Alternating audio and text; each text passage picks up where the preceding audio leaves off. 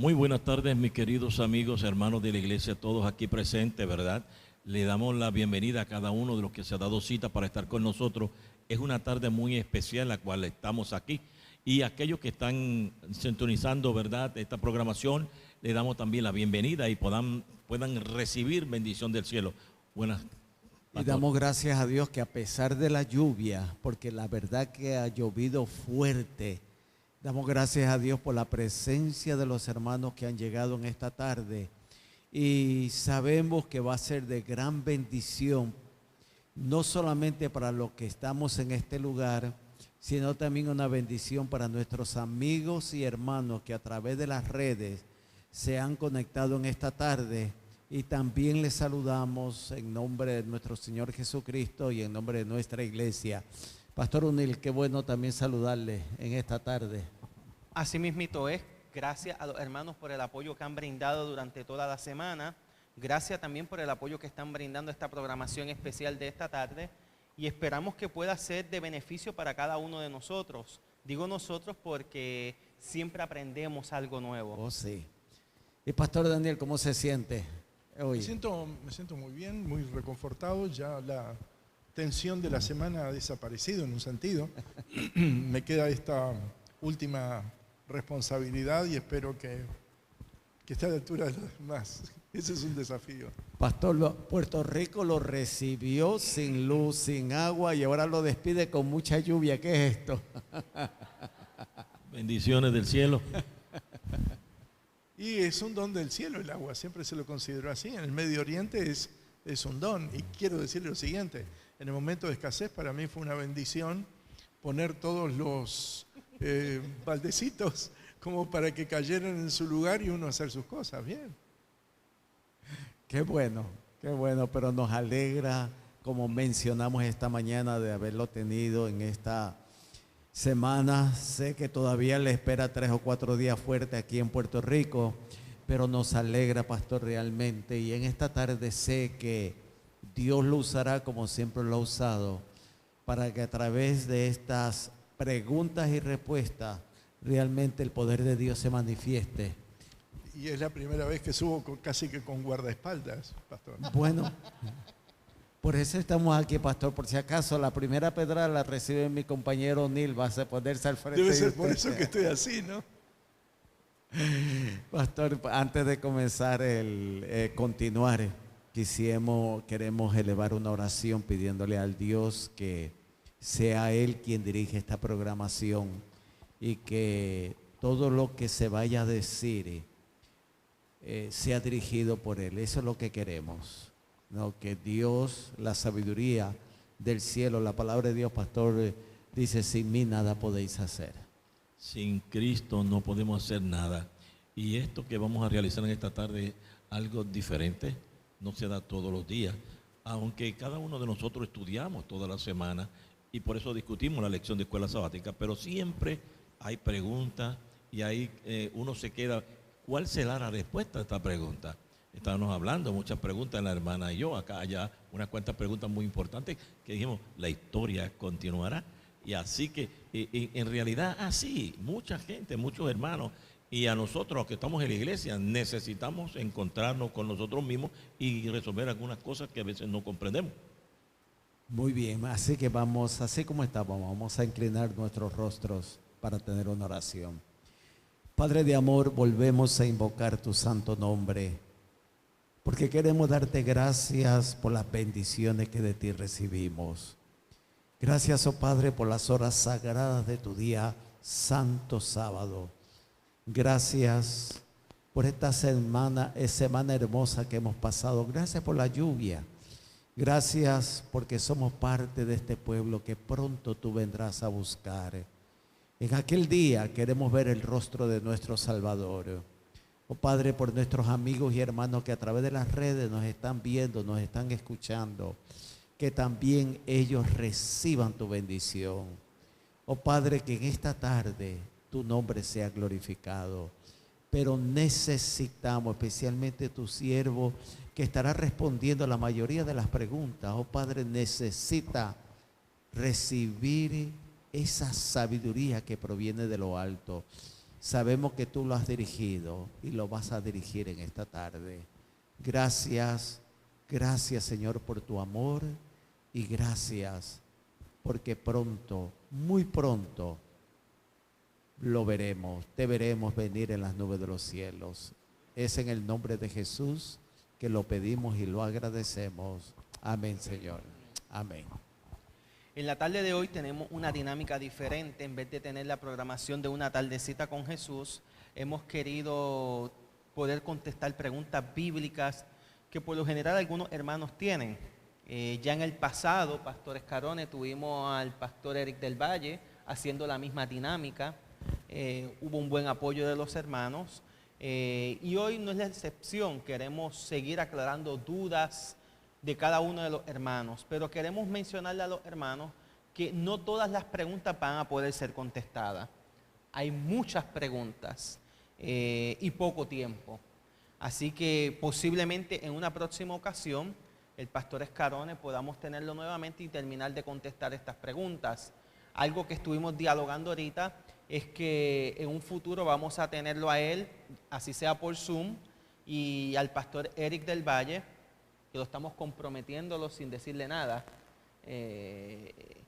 para tocar el tema de la Trinidad, un seminario sobre la Trinidad. Así que los hermanos estén atentos una vez coordinemos todo esto para que puedan participar del mismo. Así que como les mencionamos, no van a ser poder contestadas todas las preguntas, pero se va a hacer el intento. Solamente vamos a estar aquí el pastor cerca de 1 hora. Así que él va a ser lo más breve y simple posible, sin ser simplista, ¿verdad? En contestar cada una de sus preguntas. Así que vamos a dejar al Pastor Escarone con la primera pregunta y su contestación. Si hay que leer algún texto bíblico, aquí estamos cualquiera de los compañeros para contestar o leer ese texto. Aquí, con estas comenzamos. Gracias, buenas tardes hermanos, un gusto poder acompañarlos, gracias a los hermanos y pastores panelistas que me acompañan, gracias por la buena voluntad de tomarse su tiempo, de venir hasta aquí a la iglesia. Las preguntas no han sido, digamos, seleccionadas o preseleccionadas, simplemente me dieron un toquito de preguntas y con eso comencé, y hace aproximadamente menos de 1 hora habían quedado otras preguntas, pero esas las vamos a tener que quizás responder en otro momento porque no tuve mucho tiempo como para poder prepararlas, pero con gusto voy a responder las que me llegaron. La primera es la que tenemos allí. Dice la primera la destrucción que se menciona en Primera de Tesalonicenses 5:3. ¿A qué se refiere? ¿A las plagas postreras? Apocalipsis 22:14. Bueno, vamos a la primera pregunta, pastor, que sería la destrucción que se menciona en Primera de Tesalonicenses 5:3. ¿A qué se refiere? ¿A las plagas postreras? Vamos a leer Primera de Tesalonicenses, el capítulo 5, desde el versículo 1 al 3 en primer lugar. Y luego quizás añadir un par de detalles más y ponemos en foco este tópico. Pastor Segarra, ¿usted lo tiene? Que lo veo moviendo ágilmente en las Sagradas Escrituras. Primera Tesalonicenses 5. 5, 1 al 3. Dice la palabra de Dios. ¿La tiene? Ahora bien, amados hermanos, con respecto a cuándo y cómo sucederá todo esto, en realidad no es necesario que les escribamos, pues ustedes saben muy bien que el día del regreso del Señor llegará inesperadamente, como un ladrón en la noche. Cuando la gente esté diciendo todo está tranquilo y seguro, entonces le caerá encima la catástrofe, tan repentinamente como le vienen los dolores de partos a una mujer embarazada, y no habrá escapatoria posible. Pablo está terminando una sección de la epístola a los tesalonicenses. Ubiquemos el contexto. Es muchos de los grandes puntos que encontramos en el panorama del Nuevo Testamento tienen que ver con educación a distancia. Es decir, gran parte de las iglesias del Nuevo Testamento fueron edificadas a distancia. Es decir, no estaba en forma presencial el apóstol Pablo. Y de hecho, las epístolas eran leídas no solamente una vez, sino que a veces eran leídas por varios momentos. Hace relativamente no muchos años atrás estaba dando un seminario en Michigan, en la parte anglo, y de pronto hay una hermana que venía de Nueva York, y entonces la saludé con mucha alegría porque hacía un año o algo que no la había visto. Y entonces después en algún momento me acerqué a ella y le fui preguntando a cada uno, ¿usted viene de aquí, de aquí, de aquí, de aquí? Y ella cuando llegó dice, Tesalónica. Dice, mi esposo estaba asignado en Grecia y vivimos en Tesalónica. Ahí fue esta epístola, Tesalónica, a los tesalonicenses. Tenemos iglesia adventista, un pequeño grupito allí, ¿no es cierto? Pero el apóstol Pablo está retomando o continuando lo que encontramos en el capítulo 4. Y si ustedes corren un poquito atrás, desde el versículo 13 al versículo 18 de 1 Tesalonicenses 4, él habla de la venida del Señor. Y entonces ahora retoma este tiempo. Solamente que lo enmarca en un tiempo. Pero vean ustedes la forma que usa en el versículo 1. Pero acerca de los tiempos y las ocasiones. Tiempos y ocasiones. Y usa dos vocablos griegos que nosotros, uno de ellos lo entendemos casi completo, cronos, el primero. Cuando dice tiempos, usa cronos. Cuando dice ocasiones, usa kairos. Es el mismo, esta última es la misma que usa el Señor cuando, o Hechos de los Apóstoles, habla acerca de los tiempos y las ocasiones, en Hechos de los Apóstoles en el capítulo 1, versículos 7 al 8, ¿sí? Y entonces el apóstol ahora, al hablar sobre la venida del Señor y la resurrección, y el adelantarse los unos a los otros con los unos a los otros con estas palabras, inicia de esta manera el capítulo. No es muy común encontrar kairos y cronos juntos. Básicamente lo que está en Pablo es enmarcando una condición de un tiempo que no es preciso, no es profético, no le debiéramos asignar algo relativo a plagas o algo por el estilo, porque definitivamente ese no es ni temática ni vocabulario paulino. Lo encontramos en Juan y lo encontramos en el libro de Apocalipsis, pero sí está señalando algo. El Señor viene como ladrón en la noche, es decir, sin aviso. Y aquí no hay un punto en el tiempo con el cual nosotros podamos tener una referencia de decir, viene después de esto o viene después de aquello. Pero sí habla de que la venida es inminente y va a desarrollar destrucción. Hay un marco muy interesante que él señala, y es que, si ustedes notan, entre el versículo 1 y el 4, él hace referencia a los hermanos en la fe, en ambos casos. Quiere decir que uno de los puntos en los cuales se está regulando es en los comentarios y expectativas de personas seculares, no religiosas, no que estén en la iglesia, y que estén exaltando paz y seguridad cuando de pronto habrá de venir destrucción repentina. Y entonces le dice Pablo, vean ustedes lo que dice en el versículo 1, acerca de los tiempos y las ocasiones no tenéis necesidad. Es decir, ellos fueron informados. Versículo 4 dice, mas vosotros, hermanos, no estáis en tinieblas, para que aquel día os sorprenda como ladrón.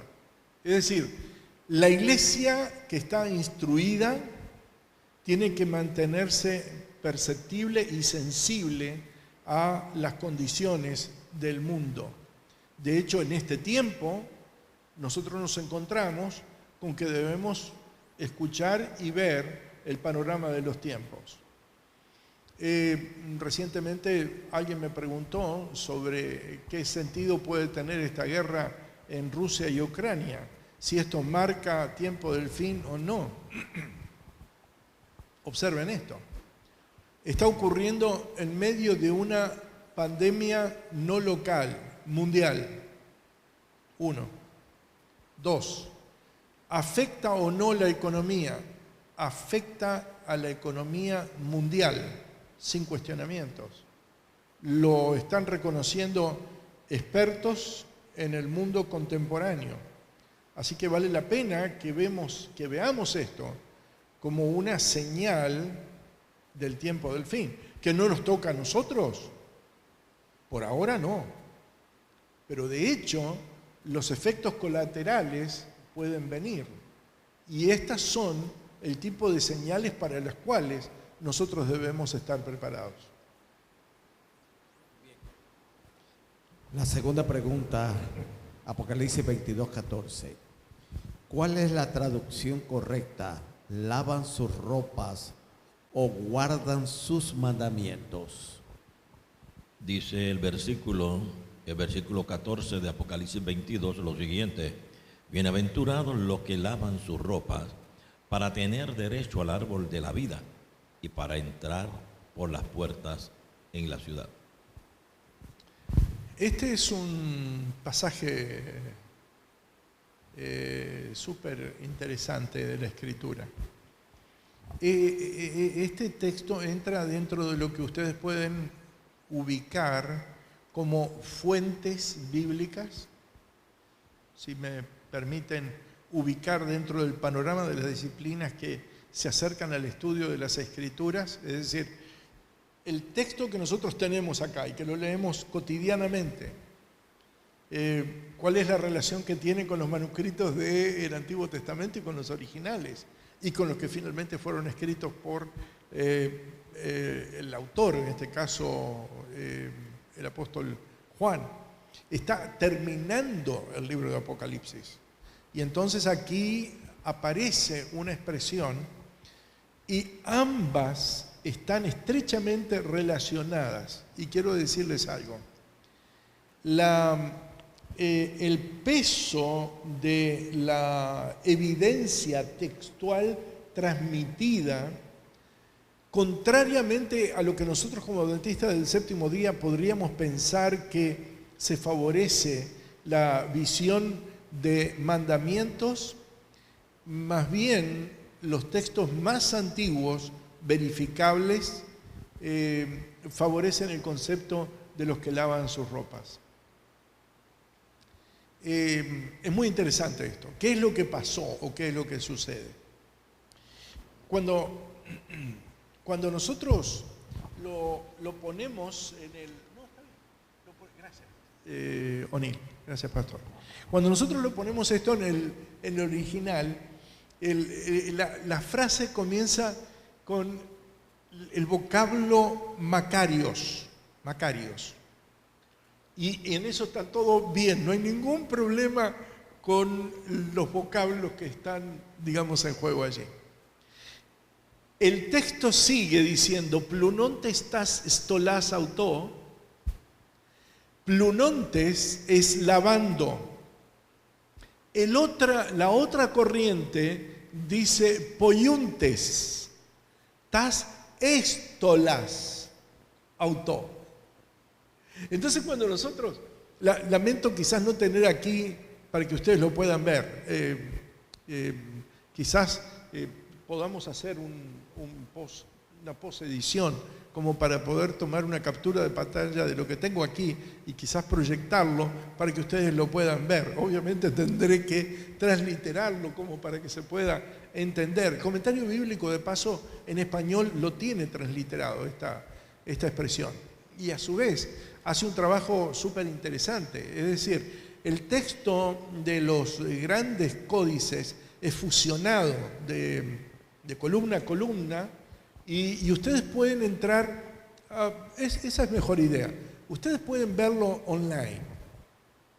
Si quieren tomar nota, aquellos que les interesa indagar, entren en el Sinaítico, entren en el Museo Británico, Británico Online, y entonces busquen Sinaítico y busquen Apocalipsis, el capítulo 22, el versículo 14. Y de hecho, los códices Vaticano y Sinaítico preceden a los de la versión que hablan en Tolás Autos. ¿Qué fue lo que pasó aquí? Es fácil captar que un escriba ulterior haya llegado a hacer un ajuste, porque Plunontes puede perfectamente, cuando usted lo ve, ser sustituido por Poyuntes, y especialmente en mayúsculas, en texto grande, y la otra palabra es igual, tas, es decir, el artículo precedente, y el otro vocablo es stolas. Las damas conocen mejor este término, una estola de bisón, etcétera, etcétera. En tolas es mandamiento. Stolas es túnica, en tolas es tolas. Es decir, hubo una traspolación de palabras en alguna de las versiones y luego se reajustó el cierre de autón a autú y allí es donde se produjo el punto. Ahora, ¿cuál es el texto más confiable? Normalmente los textos más confiables, y la Iglesia adoptó esa posición también, ustedes pueden encontrar artículos y documentos sobre el particular, son aquellos que se acercan más al original y a la fuente de la autoridad primera. Y básicamente los más antiguos figuran en esto, en la versión que nosotros tenemos. No he chequeado ahora la versión pero creo que fue la misma que leyó el pastor, es decir, los que lavan sus vestiduras. El comentario bíblico adventista dice lo siguiente: la evidencia textual favorece este texto, si bien muchos manuscritos tardíos escritos en cursiva, vean lo que señala, es decir, son posteriores, dicen como la RVA, Reina Valera, los que guardan sus mandamientos. Y de los manuscritos antiguos, solo Sinaítico y Alejandrino contienen esta sección del Apocalipsis, y ambos dicen los que lavan sus vestiduras. Las dos frases son muy similares en el griego. Este es el punto que nosotros podríamos copiar, Pastor O'Neill, y ponerlo en pantalla para que lo vean. Poyuntes, tas, entolás, auto, y esta es el tipo de lectura que se puede encontrar. Dice el comentario: en realidad ambas variantes son apropiadas en el contexto, están en armonía con las enseñanzas de Juan en otros lugares. Sin embargo, yo creo que debemos favorecer aquí lo que es más antiguo que lo que es posterior.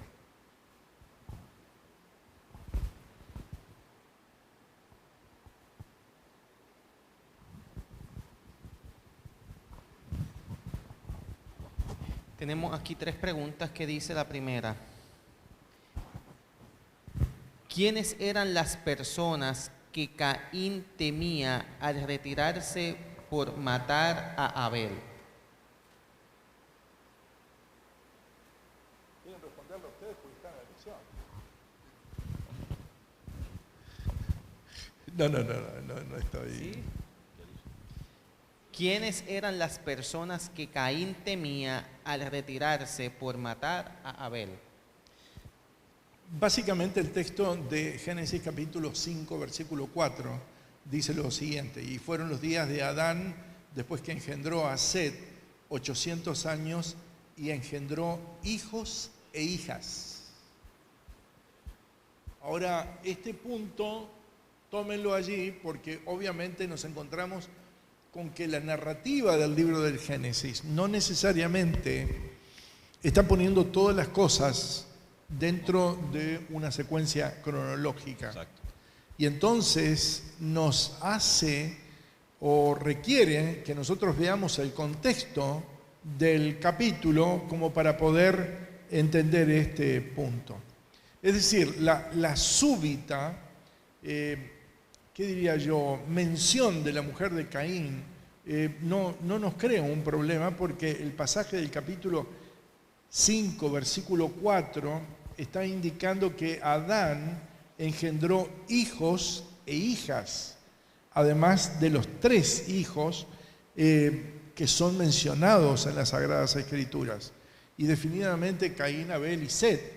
Pero al haber hijos e hijas, que definitivamente no hay nombre, la estirpe tiene lugar. Obviamente viene otro tipo de pregunta allí. Entonces el casamiento fue endogámico. Sí, al principio no hay otra opción. No hay otra explicación. Es decir, estaban en la concepción del fructificad y multiplicaos. Y obviamente lo que nosotros sí podemos considerar es que lo que se produjo fue una relación entre la vertiente cainita y la corriente de Set. Y de hecho ahí es donde nosotros nos podemos encontrar con que la preferencia de lo que indica el autor de la Escritura, en este caso Moisés, hubiera sido que fuera hecho de otra manera. Sin embargo, vean ustedes que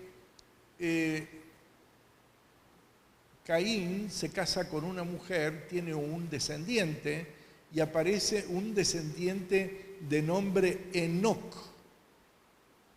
Ahora, no se confundan, no es Enoc el que caminó con Dios. Y ahí es donde nosotros tenemos que ser muy cuidadosos al leer la Escritura y también enseñarla para poder distinguir el uno del otro. Es decir, hay un Enoc descendiente de Caín, hay un Enoc descendiente de Set, al que Judas en el Nuevo Testamento hace referencia y dice: de estos también habló Enoc, séptimo desde Adán. Y entonces cuando usted comienza a hacer la descendencia, allí aparecen Set, Jared, etcétera, hasta que llega definitivamente a Enoc. Es decir, Set, Enos, Cainán, Malel, Jared, Enoc, que caminó con Dios. Es muy importante esa distinción sobre el particular. Ahora, de allí es que viene eso. No veo otra posibilidad que se pueda responder adecuada y bíblicamente a este punto. Pastor, me parece que la pregunta viene a surgir de si era Caín solo, qué gente verdaderamente iba a temer. Pero lo que es, como dijimos al principio, de que el pastor presenta de que no era una cronología directa en cuanto a decir cuántos años había pasado y en 100 años cuántas personas podían nacer. El mundo fue poblándose y en realidad esta mañana en la lección se mencionaba un poco en cuanto a eso. Pero él acaba de decir que en realidad muchos descendientes de diferentes personas tuvieron contacto con Caín. ¿Alguien de ustedes podría ayudarme con leer Génesis 5:1? Sí, lo que estamos leyendo esta mañana. Apoyando lo que decía el pastor aquí, ¿no?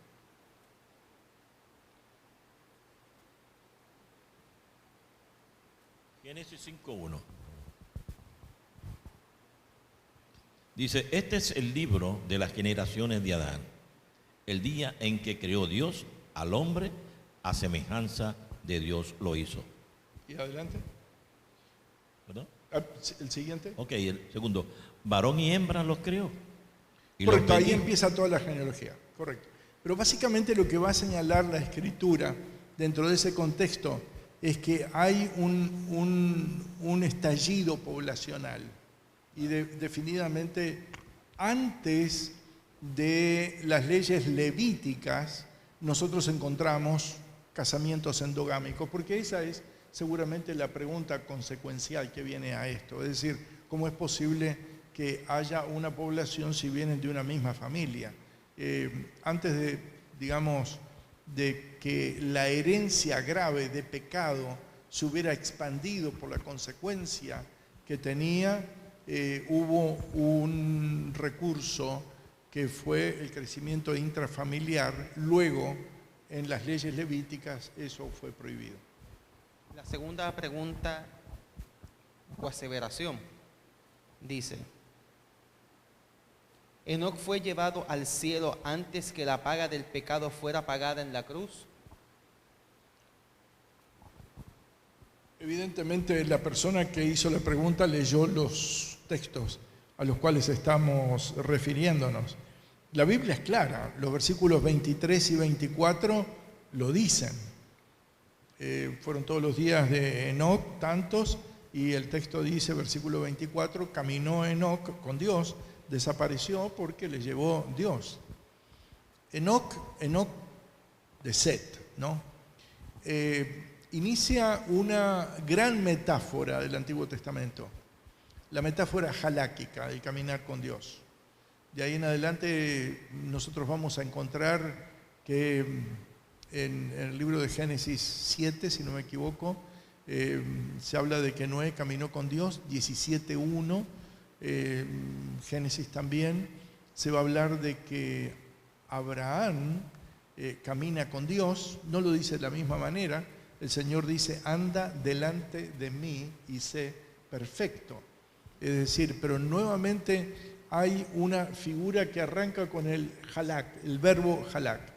Le llamo personalmente, no hablo acá de ninguna escuela ni nada por el estilo, sino que le llamo la metáfora haláquica y me encanta llamarlo así, porque de ahí en adelante ustedes encuentran una figura de pensamiento que se va a desarrollar en todo el Antiguo Testamento, los que andan en los mandamientos de Dios, los que andan en su ley, los que andan en su palabra, los que andan en un escrito está, etcétera, etcétera. Y me encanta eso, especialmente por el hecho de que el Nuevo Testamento, especialmente por la traducción de la Septuaginta, habla de que Enoc agradó a Dios. Y esa expresión, si bien está en Hebreos el capítulo 11, quiero decirles que,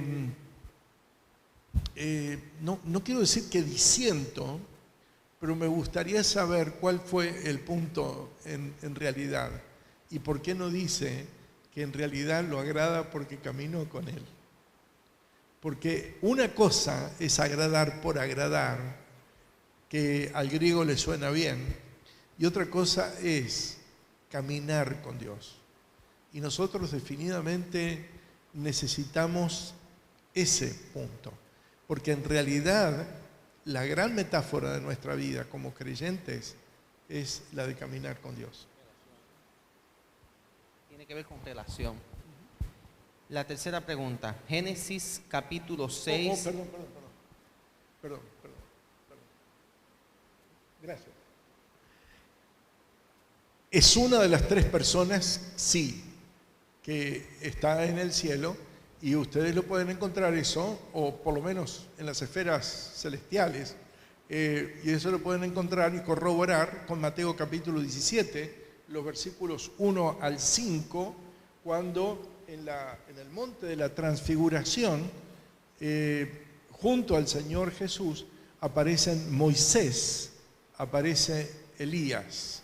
Y si bien Enoc fue traspuesto, nosotros no lo encontramos en esa reunión. Ahora considero que está un poquito más redondeado el punto. Disculpen. Génesis capítulo 6, versículos 1 al 4. ¿Quiénes eran los hijos de Dios que se juntaron con las hijas de los hombres? Génesis capítulo 6, versículo 4. 1 al 4. Del 1 al 4.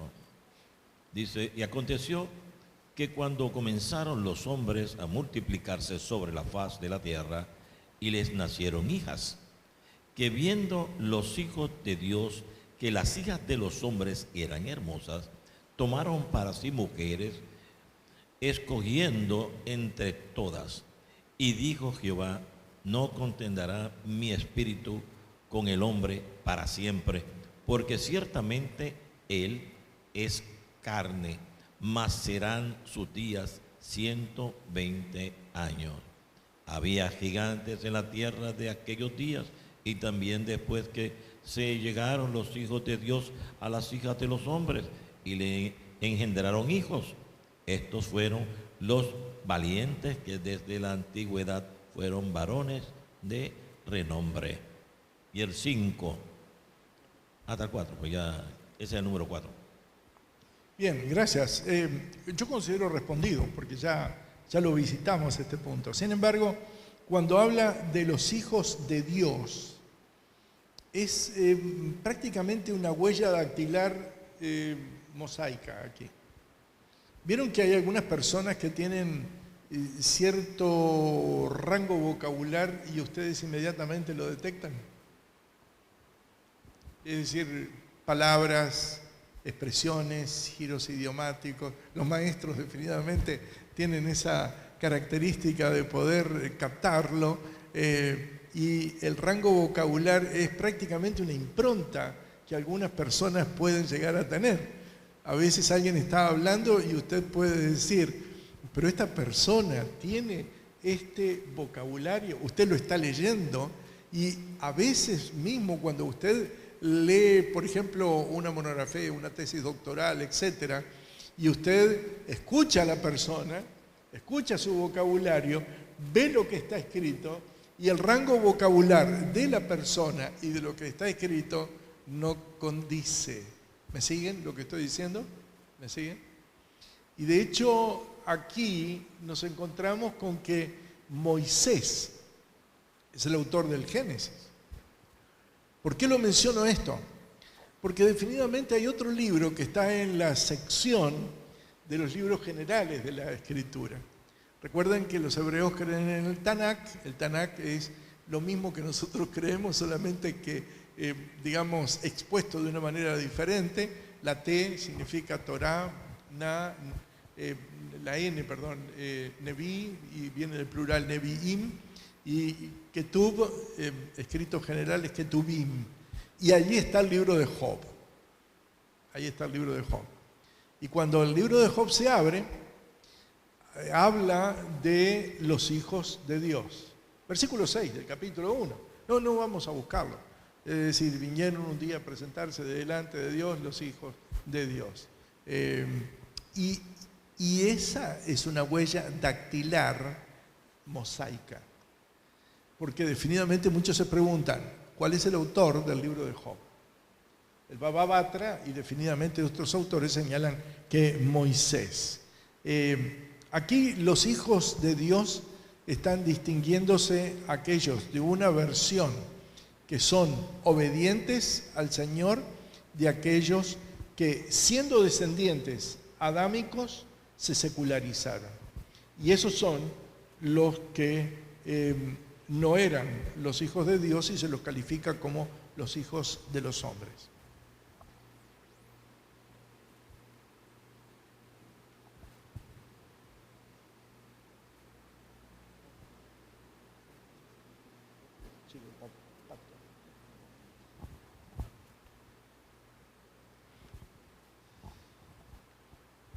¿Dios todavía sigue con el pacto con el pueblo de Israel?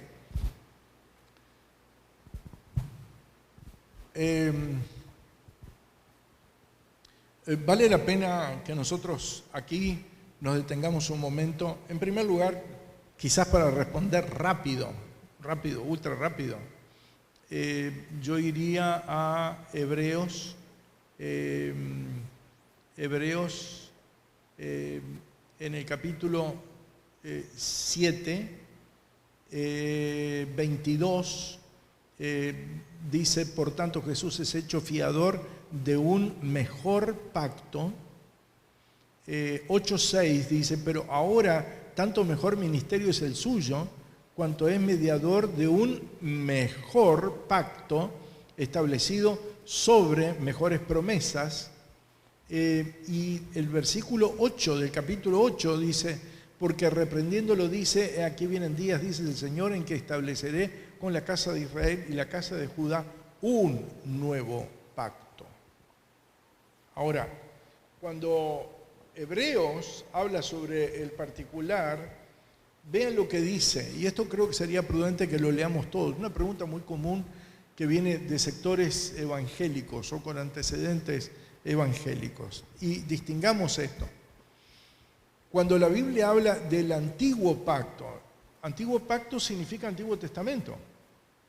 Cuando la Biblia habla de nuevo pacto, se refiere a Nuevo Testamento. ¿En qué momento nosotros encontramos que se habla de un Nuevo Testamento, un nuevo pacto? Enseguida voy.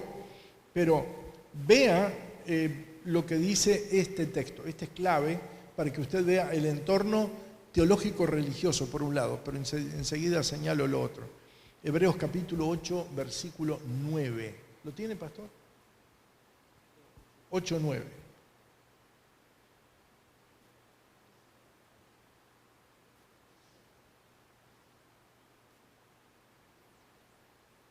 Si ustedes lo siguen, por favor, les voy a agradecer, porque es muy importante este texto lo que señala. Hebreos capítulo 8, versículo 9. No como el pacto que hice con sus padres el día que los tomé de la mano para sacarlos de la tierra de Egipto, porque ellos no permanecieron en mi pacto y yo me desentendí de ellos, dice el Señor. Es decir, este texto responde a la pregunta. Es decir, ellos no permanecieron en el pacto, el Señor dice, yo me desentendí de ellos. Ahora, me preocupa el hecho de la pregunta, por el hecho de que nosotros celebramos la Cena del Señor. Y cuando leemos y cuando nos reunimos para participar de la Cena del Señor, leemos las Escrituras y Jesús claramente dice, esto es mi sangre del nuevo pacto. Diadeque es pacto o testamento. Y ese es el vocablo que el Señor está usando allí. Si usted no usó Mateo, usó Corintios, Pablo lo cita. Esta es mi sangre del nuevo pacto. El original dice del pacto. El vocablo kainé básicamente no está en el original, lo señala Metzger, pero básicamente yo diría que el sentido es prácticamente el mismo y posiblemente devenga de la influencia de Lucas 22:20, cuando dice, esta copa es el nuevo pacto en mi sangre que yo por vosotros he derramado. Creo que está respondido el punto que está planteado aquí.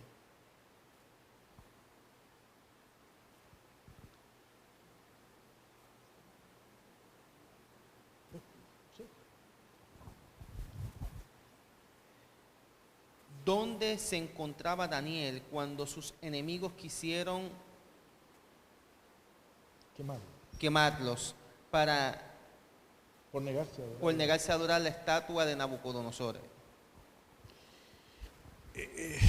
Ok. No está señalado en el capítulo 3.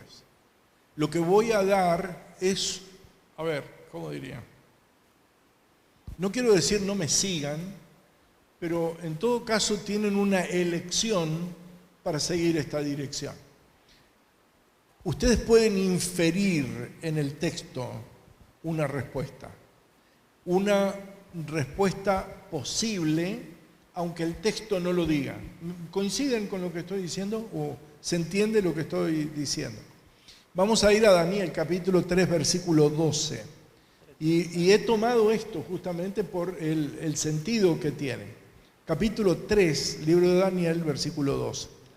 Dice el capítulo 3, el versículo 12, hay unos varones judíos los cuales pusiste sobre los negocios la provincia de Babilonia, Sadrach, Mesach y Abednego. Estos varones, oh rey, no te han respetado, no adoran tus dioses, ni adoran la estatua de oro que has levantado.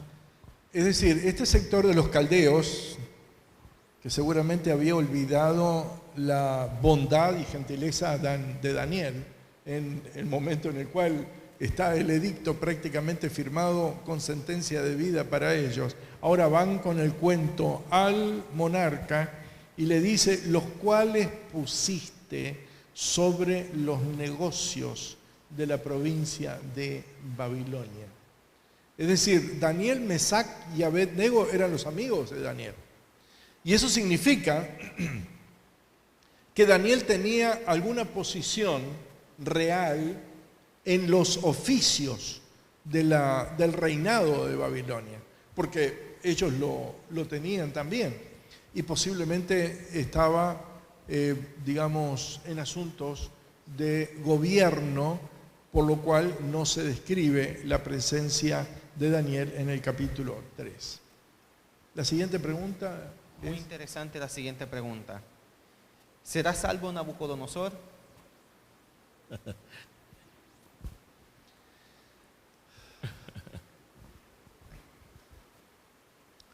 Bueno, vamos a hablar claro. La salvación no nos concierne a nosotros, ¿no? Vamos a Génesis capítulo 18. Este texto lo uso bajo condiciones en las cuales los pastores muchas veces tienen que actuar y son muy difíciles, muy difíciles. ¿Qué podemos hablar como seres humanos limitados, como seres humanos finitos, ante casos como los de un suicidio, alguien que se quitó la vida y de pronto hay una petición de intervención pastoral? Quiero decirles que es posiblemente uno de los momentos más desafiantes de la vida ministerial. Si ustedes tienen sus Biblias en Génesis 18, 22 y 25, quiero mencionarles a ustedes lo que generalmente leo. Es el momento en el cual Abraham dialoga con el Señor sobre Sodoma y Gomorra. Están por destruirse las ciudades. Y comienza el patriarca a preguntar, si hay tantos justos en la ciudad, ¿no salvarás? Si hay tantos y si hay tantos.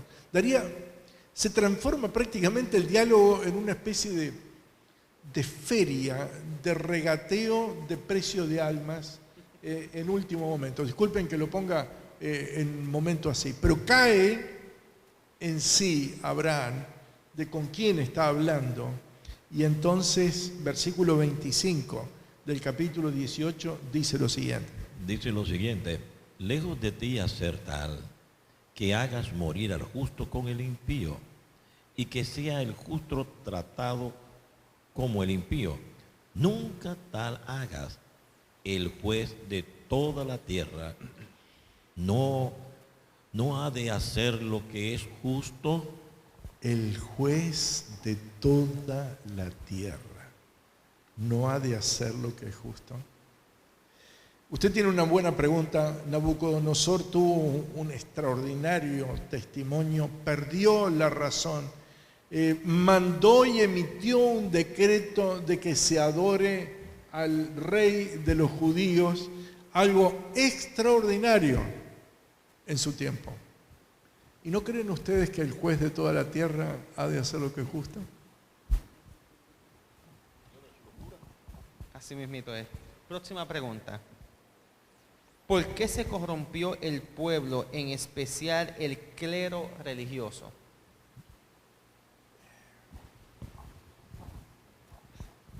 Es una muy buena pregunta.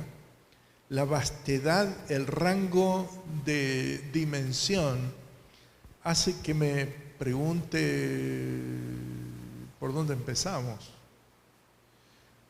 A ver, vamos al libro de los jueces, y posiblemente sea el único punto, porque podríamos ver el caso de Roboam, también de las reformas de Josías, etc. En el Antiguo Testamento nosotros nos encontramos con una condición pendular: acercamiento y consagración, alejamiento y apostasía. Y el péndulo se mueve en ese vaivén a lo largo de los años. Es prácticamente la historia. Y en algunos casos usted lee: reinó fulano de tal, fue rey de Israel tanto tiempo e hizo lo bueno delante de Jehová. Reinó fulano de tal, duró tantos años e hizo lo malo delante del Señor. Y abunda eso. Ahora, ven ustedes Jueces capítulo 2, versículo 7. Dice el texto: y el pueblo había servido a Jehová todo el tiempo de Josué y todo el tiempo de los ancianos que sobrevivieron a Josué, los cuales habían visto todas las grandes obras de Jehová que él había hecho por Israel. Pero murió Josué, hijo de Nun, siervo de Jehová, siendo de 110 años, y los sepultaron en su heredad en Timnat Será, en el monte de Efraín, al norte del monte de Gaás. Leo versículos 10 y termino en el 11. Y toda aquella generación fue reunida a sus padres. Este es un momento crítico. A veces nosotros no vemos ni analizamos la concepción de la importancia del liderazgo viviente dentro de la iglesia.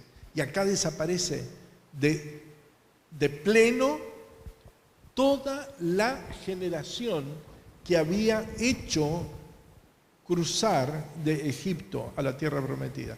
Y se levantó, vean lo que dice: después de ellos otra generación que no conocía a Jehová, ni la obra que él había hecho por Israel.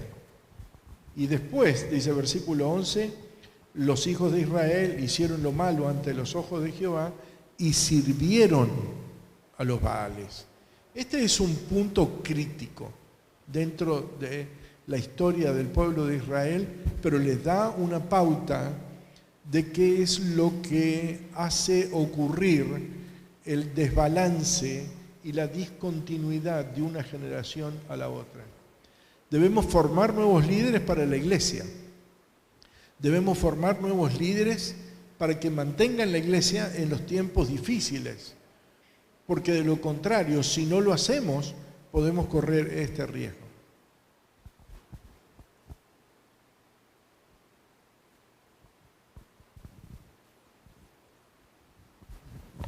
Tengo la otra pregunta acá. ¿El Espíritu Santo, Jesús y el Verbo fueron y existieron desde siempre, o el Señor creó a alguno? ¿Es la misma? Así mismo es. A ver, vamos a leer, pastor, ¿podríamos leer Evangelio de Juan, el capítulo 1, los versículos 1 al 3? Voy a terminar aproximadamente en unos 10-15 minutos para que tenga Juan 1 al 3. Juan capítulo 1 del 1 al 3 dice lo siguiente: en el principio era el Verbo, y el Verbo era con Dios, y el Verbo era Dios. Este era en el principio con Dios. Todas las cosas por Él fueron hechas, y sin Él nada de lo que ha sido hecho fue hecho.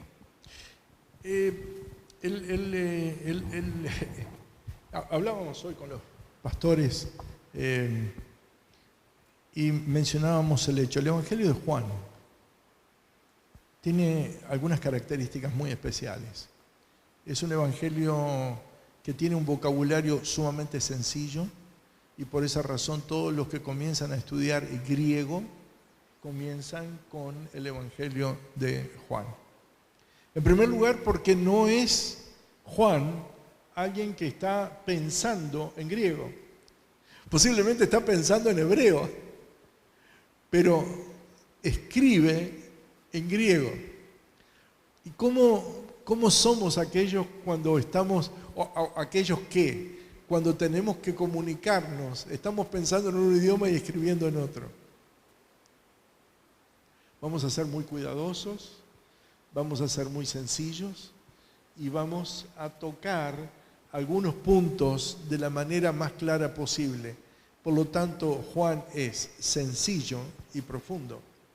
El griego no es su idioma, él es judío. Y la idea de Juan en el Evangelio es responder una pregunta, del principio al fin. ¿Quién es Jesús? Y del principio al fin, él tiene una respuesta en todo el Evangelio. Jesús es Dios. Vean ustedes versículo 1. En el principio era el verbo era con Dios, el verbo era Dios. Hoy estamos hablando con mucho vocabulario de guerra, ¿sí? Escuchamos bombas de racimo. Esta es una. Porque en realidad, cuando Juan habla de el verbo, en argégeno logos, hologos es prostonceón, y señala que el verbo es Dios, ya es contundente. Pero habla ahora en todo el Evangelio para fortalecer ese concepto. Jesús es Dios. Pero ve el versículo 3, por favor. Todas las cosas por Él fueron hechas. Acción directa. Y sin Él, nada de lo que ha sido hecho fue hecho.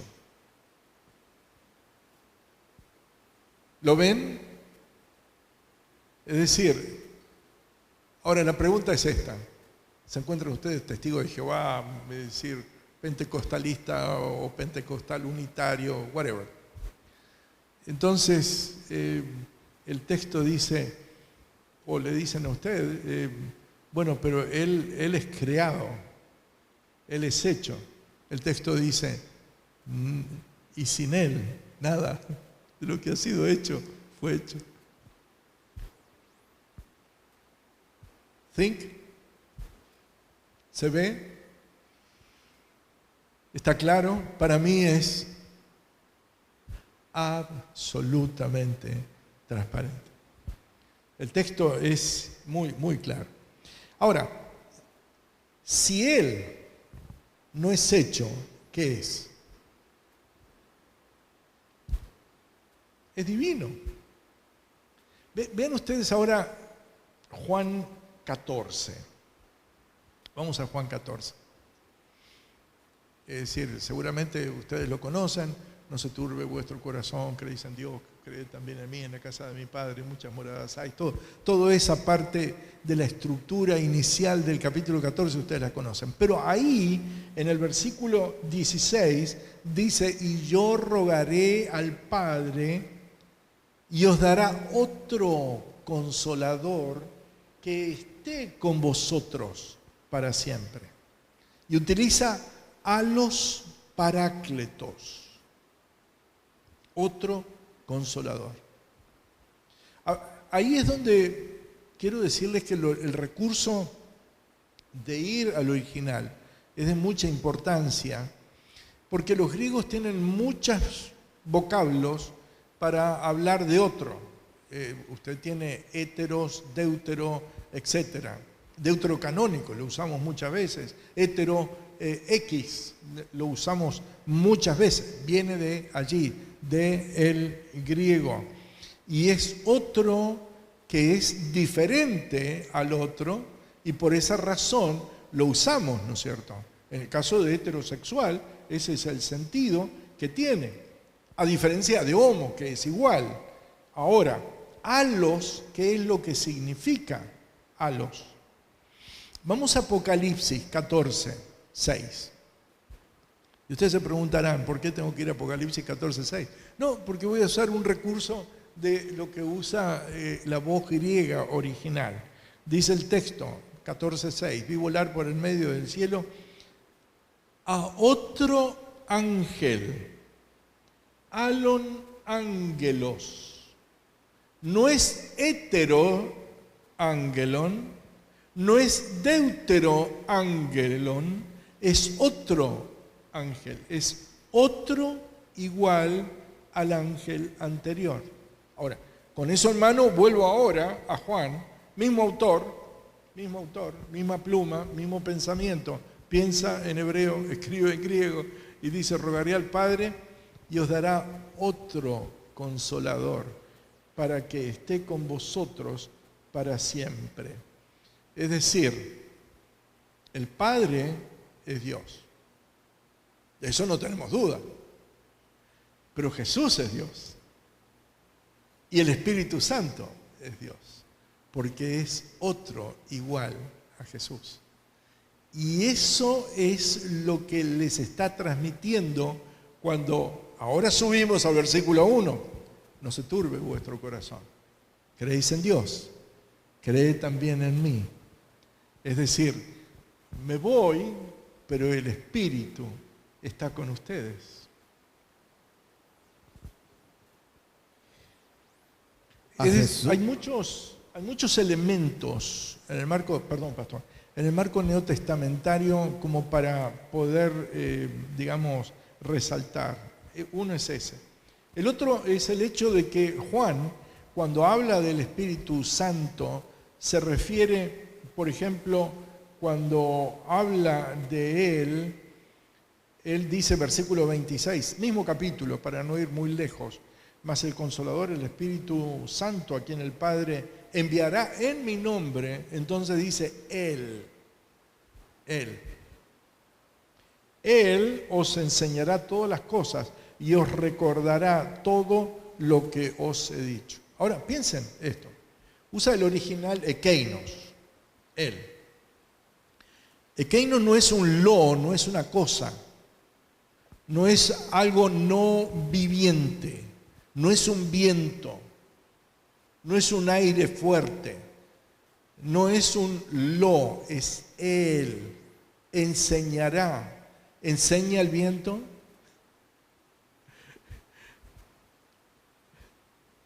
¿Habla el viento? ¿Predica el viento?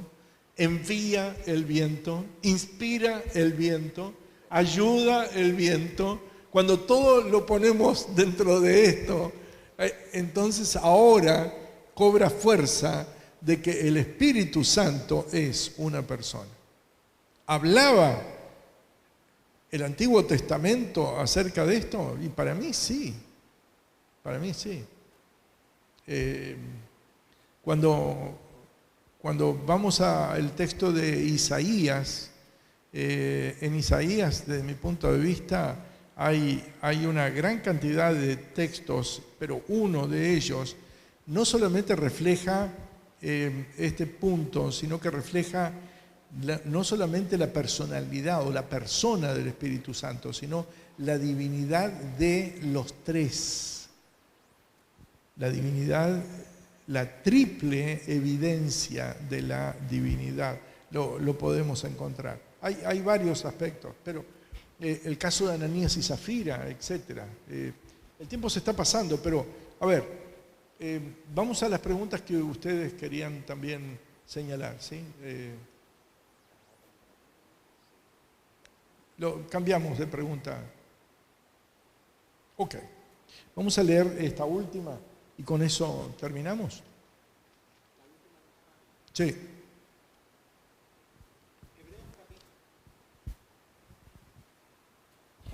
Hebreos capítulo 7, versículo 5. Última. A ver. Están llamados los movimientos cristianos que no son levitas a tomar del pueblo los diezmos. Si fue así, ¿por qué no vemos a Yeshua, Pablo y demás apóstoles, quienes no eran levitas, reclamando diezmos? Al contrario, Pablo decía que no sería carga para nadie y que se proveía su propio alimento.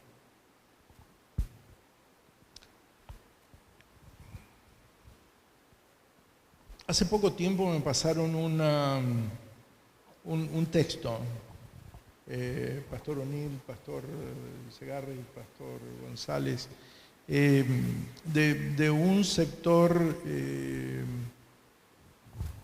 que cuestiona el diezmo dentro de la iglesia cristiana primitiva. Yo quiero venir a ustedes con sazón, razón, cuidado y encontrar y describir algo que sea claro desde el punto de vista bíblico, desde el punto de vista religioso, desde el punto de vista teológico. Cuando vemos el panorama de la iglesia cristiana en el Nuevo Testamento, la iglesia está naciendo, se está organizando. Seguramente no todas las cosas las tienen todavía en su lugar. Las iglesias se contabilizan no tanto por edificios, sino que se están reuniendo en casas de hermanos. El liderazgo de la iglesia se centra más en la parte humana, pero de hecho, que en la parte edilicia, y de hecho hay algunos aspectos que nos hacen pensar cómo se sostenían, cómo fue evolucionando. La palabra diezmo se menciona en la epístola de los Hebreos. El diezmo precede, o la dinámica del diezmo precede al pueblo de Israel. Porque definitivamente habla de que Abraham fue a Melquisedec y le dio diezmo de todo. Y ese es un punto que vale la pena ponerlo, digamos, en análisis, por el hecho de que lo que la iglesia adventista hace es utilizar un recurso que definitivamente es justo, es proporcional y es voluntario. Justo, proporcional y voluntario. Pero vamos a Hechos, capítulo 5, y vamos a leer despacio el versículo 1 al versículo 10. La palabra diezmo como tal no aparece. Sin embargo, ustedes van a encontrar rasgos de una concepción de proporcionalidad que está netamente reflejada allí. Pastor. Hechos capítulo 5. 1 al 10. Dice el versículo 1 de Hechos capítulo 5.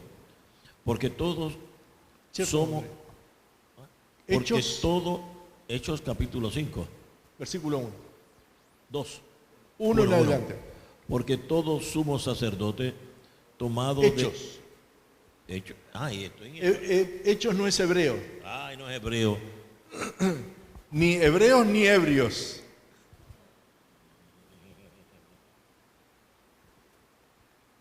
Hechos 5. 1 al 10. Dice, pero cierto hombre llamado Ananías, con Zafira, su mujer, vendió una heredad y sustrajo del precio. Recuerden este punto, lo que dice ahora el versículo 2. Sustrajo del precio. ¿Sí? Sigan. Sabiéndolo también su mujer, y trayendo solo una parte, la puso a los pies de los apóstoles. Y dijo Pedro, Ananías, ¿por qué llenó Satanás tu corazón para que mintiese al Espíritu Santo y sustrajese del precio de la heredad? Deteniéndola, no se te quedaba a ti, y vendida no estaba en tu poder. ¿Por qué pusiste esto en tu corazón? No has mentido a los hombres, sino a Dios. Al oír Ananías estas palabras, cayó y expiró. Y vino un gran temor sobre todos los que le oyeron. Y levantándose, los jóvenes lo envolvieron y sacaron de la sepultura. Y el versículo 7, y lo sepultaron. Sí. Pasado un lapso como de 3 horas, sucedió que entró su mujer, no sabiendo lo que había acontecido. Entonces Pedro le dijo: dime, ¿vendiste en tanto la heredad? Y ella dijo: sí, en tanto. Y Pedro le dijo: ¿por qué conveniste en tentar al Espíritu del Señor? He aquí a la puerta los pies de los que han sepultado a tu marido y te sacarán a ti. Y el 10, y al instante ella cayó a los pies de él y expiró. Y cuando entraron los jóvenes, la hallaron muerta y la sacaron y la sepultaron junto a su marido. No tomen esta lectura como una visión extorsiva para poder analizar este punto. Pero si ustedes analizan, hay un aspecto de una heredad que se vende, hay una ganancia que no se describe en los montos, pero hay una sustracción del precio. Y luego, dice el texto, trayendo solo una parte, no todo lo que se había, se puso a los pies de los apóstoles. Es decir, la iglesia cristiana primitiva tiene evidencias dentro del marco, ya no de los evangelios, ya no está el Señor, es como lo practica la iglesia, de extraer una proporción y donarla, dice el texto, y ponerlo a los pies de los apóstoles. Aquí hubo fraude, desfalco, como ustedes quieran llamarle, y definitivamente eso fue castigado, porque se estaba presentando una cosa por otra. El Nuevo Testamento es muy claro en relación con la dadivosidad y la generosidad en este aspecto. Vean ustedes 2 Corintios 9, versículo 7. Cada uno dé como propuso en su corazón, no con tristeza ni por necesidad, porque Dios ama al dador alegre. Esto no es Antiguo Testamento, esto es bíblico. Es 2 Corintios, capítulo 9. Y de hecho, ya señalamos, el diezmo precede al pueblo de Israel.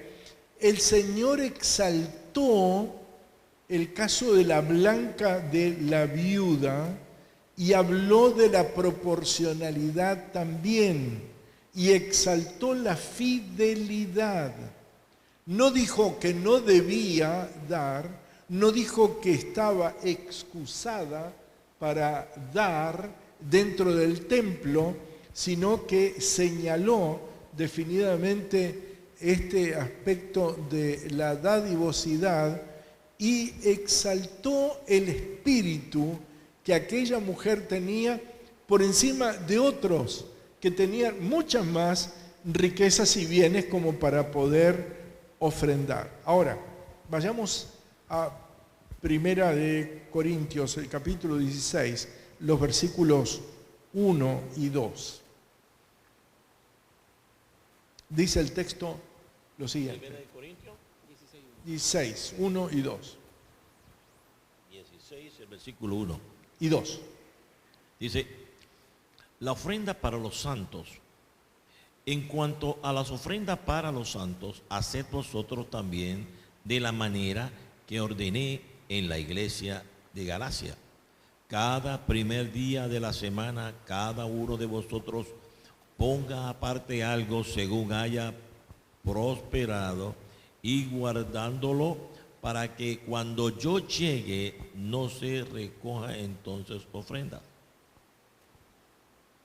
Este texto es muy interesante, ¿saben? habla del primer día de la semana y habla de las ofrendas. Creo que en este lugar ustedes conocen bien a un señor de nombre Ángel y que tiene apellido Rodríguez, ¿verdad? Ángel Manuel tuvo una charla con el Vaticano hace ya unos años atrás.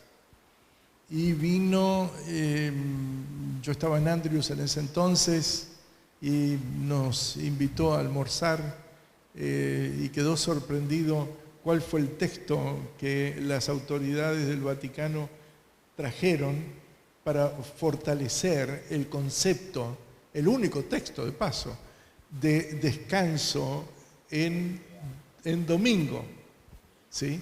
Cada primer día de la semana, dice el texto. Hay dos cosas acá. En primer lugar, este texto, disculpen lo que voy a decir, este texto refuerza el descanso sabático, ¿saben? Porque en realidad a veces nosotros nos guiamos por lo que vemos, pero no por lo que en realidad significa. Eso significa que al no manejar dinero en sábado, entonces cuando se pone el sol o al siguiente día era que se recogen las ofrendas. Y eso es lo que definitivamente ven cristianos de origen sefardita judío. Es decir, el uso o la manipulación de dineros en sábado se evitan y definitivamente al primer día de la semana se hace esto. Pero vean cómo dice el texto, según haya prosperado. Es decir, la concepción proporcional está dentro de ese aspecto. Es decir, los diezmos, las ofrendas son bíblicas, en la existencia del pueblo de Israel.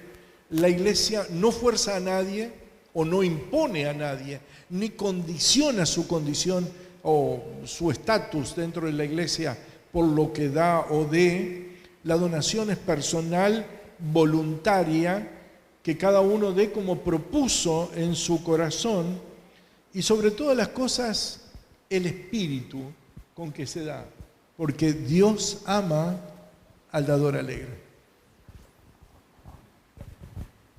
Queremos agradecer al pastor Escarone por el ratito que nos dedicó para contestar algunas preguntas. Muchas se quedaron en el tintero, pero de alguna forma u otra se estarán contestando. Recuerden que él ha hecho un compromiso con nosotros de en un futuro darnos un seminario sobre divinidad, así que estaremos haciendo arreglos para que ustedes se conecten en la página de Facebook, porque debido a que él está en Michigan, vamos a tenerlo que hacer por Zoom. Así que gracias, pastor, por este ratito. Gracias por haber aceptado la invitación de esta semana, estar con nosotros. Sabe que aquí en la iglesia de Espinal tiene amigos que oran por usted, orarán por usted y por su familia. Y esperamos en algún momento encontrarnos en el cielo. Amén. Y saben, mis queridos, ese ratito fue 1:30. 1:30 y no se pudo responder a todas las preguntas, 1:30, porque es interesante y nos llena de alegría saber que ustedes están interesados en saber cada día más de lo que Dios dice en su palabra. Y como dijo mi compañero, todas esas preguntas en algún momento recibirán respuesta. Poco a poco haremos un plan para que esas preguntas tengan respuesta. Pero a pesar de que quizás no entendamos muchos de estos conceptos, vea la palabra de Dios, pídele sabiduría, deja que Él obre tanto el querer como el hacer en tu vida. Ponte en la mano de Él y de alguna manera Dios te colmará de esa sabiduría para que tú continúes hacia adelante. Personalmente yo tenía muchas preguntas y no las escribí porque ya yo vi todas, porque yo necesito aprender. Y la única manera es yendo a la palabra de Dios o preguntando. Por eso nos sentimos felices en esta tarde de haber dedicado todos estos minutos, vuelvo y repito, No hemos podido responder, el pastor no ha podido responder a todas las preguntas y las inquietudes que ustedes tienen. Pero damos gracias por este tiempo que Él nos ha dedicado, Pastor Ionil, para que Él pueda responder a algunas de ellas, no todas. Pero hasta hoy decimos gracias, Señor, por habernos guiado hasta este momento.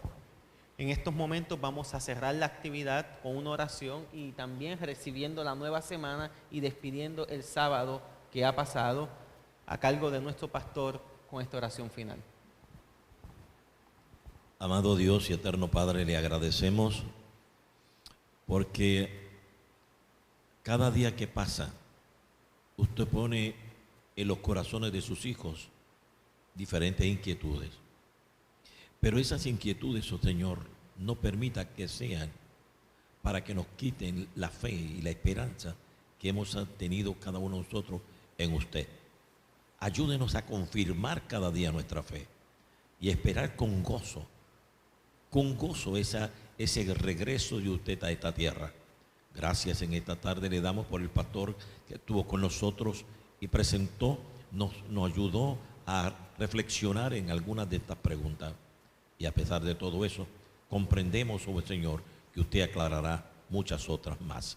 Por lo tanto, gracias porque el primer día de la semana empieza en estos momentos. Y le agradecemos por toda esta semana que usted estuvo en medio nuestro. Guíenos, guárdenos y prepárenos para una nueva tarea que empieza en esta nueva semana. En el nombre glorioso de Jesús. Amén. Tengan una feliz semana cada uno de ustedes. Que Dios la me paz del bendiga. Señor reine en vuestros corazones.